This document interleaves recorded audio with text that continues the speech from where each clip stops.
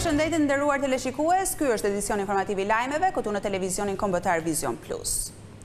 Policia e Shkodrës nuk ka ende asnjë të dhënë mbi autorët apo motivet e ekzekutimit mafios të 34 vjeçarit Kristian Kola në qendër të qytetit. Viktima rezulton pa precedent penal, ndërsa hetuesit po verifikojnë kamerat e sigurisë, por dy autorët që dyshohet se janë vrasës me pagesë, ishin të maskuar me skafandra.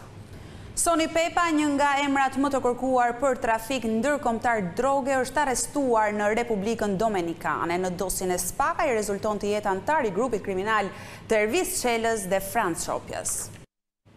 Duke filluar nga kjo e premte, të gjithë ata që udhëtojnë drejt juglindjes së vendit të mbërrin më shpejt në destinacion. Rruga Qukës Qafploç është hapur për automjetet. Kryeministri Rama gjatë inaugurimit të saj tha se ky investim do të jetë edhe në funksion të turizmit.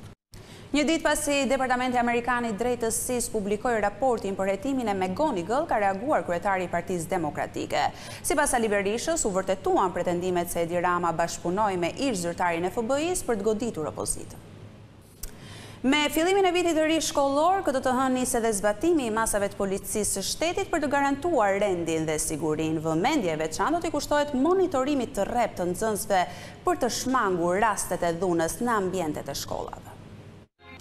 Mungesa e gjyqtarëve në Korçë ka sjellë vonesa në trajtimin e çështjeve, duke zgjatur kohën e pritjes për qytetarët. Dhoma e avokatisë në Juglindje thotë se transferimi I magjistratëve në gjykatat e tjera ka bërë që shumë procese të nisin nga e para.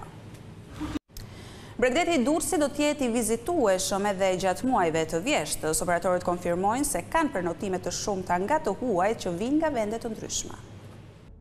Parlamenti I Kosovës nuk do ndërmarr asnjë hap drejt krijimit të institucioneve deri në 30 shtator. Ky është vendimi I gjykatës kushtetuese, e cila ka urdhëruar pezullimin e çdo veprimi pas ankimimit të bërë nga lista serbe.